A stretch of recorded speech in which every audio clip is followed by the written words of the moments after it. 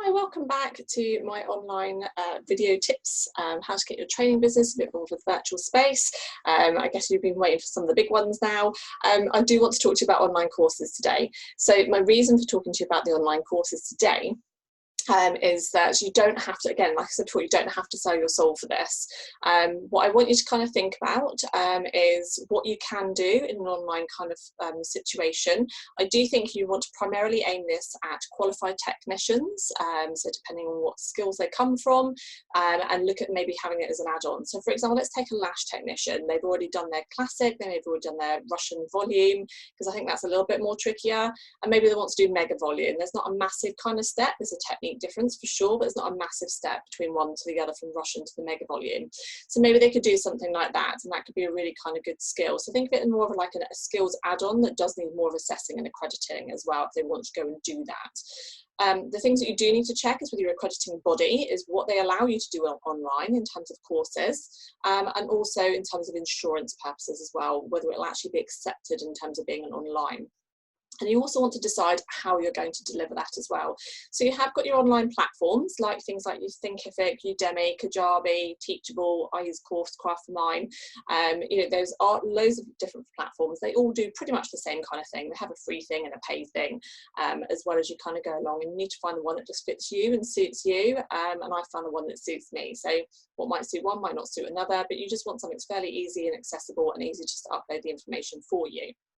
The other thing you want to think about is the learning process that you're going to take them through, and really what you want to focus on is the outcome that they're going to have. What is the result and the outcome they're going to have by completing that course, and what does completed look like as well. So the two main words I want you to focus on is how you're going to make them, by doing that online course, how are they going to be safe, and how are they going to be competent, and how are they going to prove to you that they are safe and competent. So maybe they're going to do all their learning, maybe they're going to do their videos, maybe they're going to do their practice and things like that all through this online platform, but maybe to the end point, your examination side of things could be case studies that they submit, whether that's written, pictures, video recording they send in, and put that, maybe they could video record and put that even in something like Google Drive or something like that, or just send it to you via like a WhatsApp or something, or email, or a WeTransfer. Or whether you're going to do more of a virtual kind of video recording where you actually see them live doing a treatment, and so you don't physically have to go and visit them, but maybe you're going to do something more in the virtual kind of space as well. Really depends what it is you're doing, and obviously making sure they've got consent from models and things like that as well when they're doing it. So it can be used for a number of skills. I don't think it's suitable personally for me. I don't think it's suitable for everything, because again, it comes down to being competent and safe.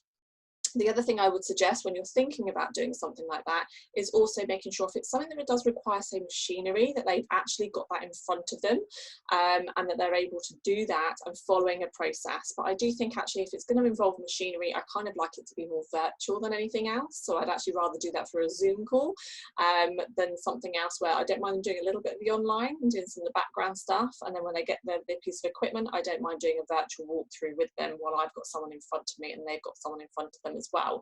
So sometimes it can work better that way. So like I said, I come back to you, safe and competent, not necessarily just completed.